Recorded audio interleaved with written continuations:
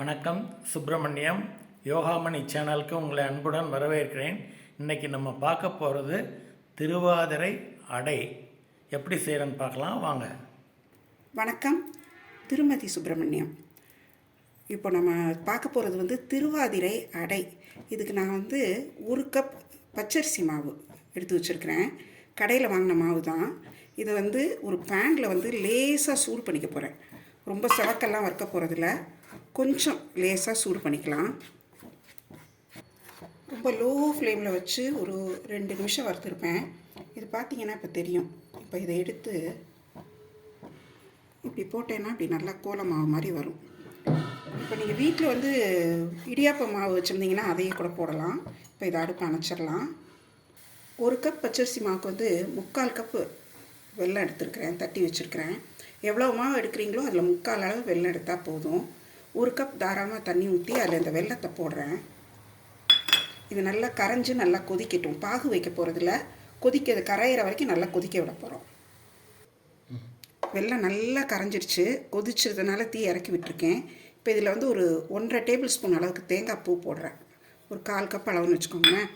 அதை போட்டுட்டு கொஞ்சம் ஏலக்காய் பொடி போட்டுடலாம். ஒரு பிஞ்சு ஏலக்காய் பொடியும் போட்டுடலாம்.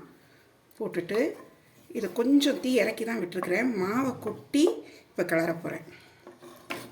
மாவை இப்போ கொஞ்சம் கொஞ்சமாக கொட்டிடலாம். அதில் தீ நல்லா இறக்கி விட்டுருக்கேன். ஏன்னா கிளறப்போ கொஞ்சம் உங்களுக்கு கட்டி தட்டுற மாதிரி தெரியும். ஆனால் நல்லா அழுத்தி கிளறிடலாம். ரொம்ப கெட்டியாக வேண்டாம், தளர தான் இருக்கணும். அடை தட்டுற அளவுக்கு இதாக இருக்கணும்.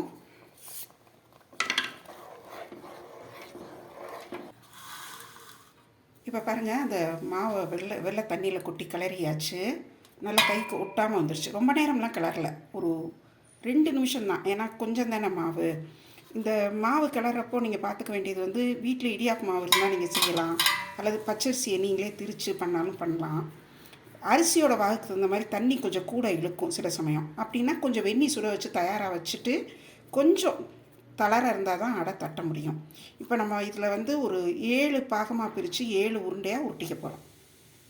இப்போ இந்த கிளறின மாவை 7 உருண்டைகளாக உருட்டி வச்சுருக்கிறேன். வச்சுட்டு பார்த்திங்கன்னா இந்த ஒரு பேப்பரில் பிளாஸ்டிக் ஷீட்டில் கொஞ்சம் நெய் தடவிருக்கேன். இந்த உருண்டை உருட்டுறதுக்குமே நெய் கையில் தடவிட்டு தான் உருட்டியிருக்கேன். இதில் நெய்யை தடவி இதை அடைகளாக தட்டி கல்லில் போட்டு எடுக்க போகிறோம். இது நல்லெண்ணெய் யூஸ் பண்ணக்கூடாது, நெய் தான் யூஸ் பண்ணணும். இப்போ பாருங்கள், இந்த பேப்பரில் நெய் தடவிருக்கேன். நல்லா நெய் கொஞ்சம் கூட கூட தட்டிக்கோங்க, அது ஒட்டாமல் வரணுங்கிறதுனால. வாழை இலை இருந்துச்சுன்னா அதில் பண்ணலாம், பட்டர் பேப்பர் வச்சுருந்தீங்கன்னா அதில் கூட பண்ணிக்கலாம். இதில் இப்படி நல்லா தட்டிக்கலாம். இது என்ன சொல்லுவாங்கன்னா உடையாமல் எடுக்கணும்னு சொல்லுவாங்க. அதனால் ஜாக்கிரதையாக செய்யுங்க, அவசரப்படாமல் நிதானமாக செய்யுங்க. தட்டிட்டு கல் காஞ்சோடனே கல்லில் போட்டு எடுத்துடலாம். வச்சிருச்சு. இந்த அடையை இதில் மெதுவாக வச்சுட்டு சுற்றி நெய் ஊற்றி வேக விடலாம். வேக விடுறப்போ அடிக்கடி திருப்ப வேண்டாம். கொஞ்சம் நல்லா அமுக்கி விட்டு அது ஒரு பக்கம் நல்லா வெந்ததுக்கப்புறம் திருப்பினா போதும். ஏன்னா இது உடையாமல் எடுக்கணும்னு சொன்னேன் இல்லையா, அதனால் பொறுமையாக இருக்கட்டும். நல்லா ஒரு பக்கம் நல்லா வெந்ததுக்கப்புறம் இன்னொரு பக்கம் திருப்பி விட்டால் போதும். ஒரு பக்கம் நல்லா வெந்துருச்சு, மெதுவாக திருப்பி போட்டிருக்கேன் உடையாமல். இதே மாதிரி இந்த பக்கமும் வெந்ததுக்கப்புறம் எடுத்துட்டு மிச்சம் இருக்கிற அடைகளையும் தட்டி எந்த தட்டில் வச்சு சாமி கும்பிட போகிறோமோ அந்த தட்டிலே வச்சுக்கலாம். இன்னொரு பக்கம் நல்லா வெந்துருச்சு, எடுத்துடலாம். அழகாக 7 அடையும் எடுத்துட்டோம். அந்த 7 அடையும் ஒன்று மேலே ஒன்றா அடுக்கி வச்சு அது மேலே கொஞ்சம் வெண்ணெய் வச்சுருக்கிறேன். நம்ம இப்போது நைவேத்தியம் பண்ணிவிட்டு நம்ம சாப்பிட வேண்டியது தான். இந்த திருவாதிரை அடைங்கிறது ரொம்ப விசேஷம். திருவாதிரை அன்றைக்கி தான் செய்வாங்க. இதில் நீங்கள் பார்த்தீங்கன்னா அந்த மாவு பச்சரிசி மாவு முதல்ல வறுக்கிறப்போ கொஞ்சம் நல்லா ஓரளவுக்கு வெந்துடும்.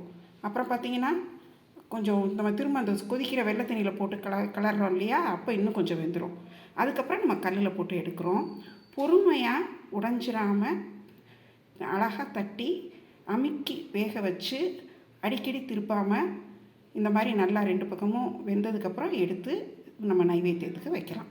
இந்த குறிப்பு உங்களுக்கு ரொம்ப பிடிச்சிருக்கும், செய்து பாருங்கள். இந்த வீடியோவை லைக் பண்ணுங்கள், ஷேர் பண்ணுங்கள். எங்கள் யோகாமணி சேனலுக்கு சப்ஸ்கிரைப் பண்ணுங்கள். நன்றி, வணக்கம்.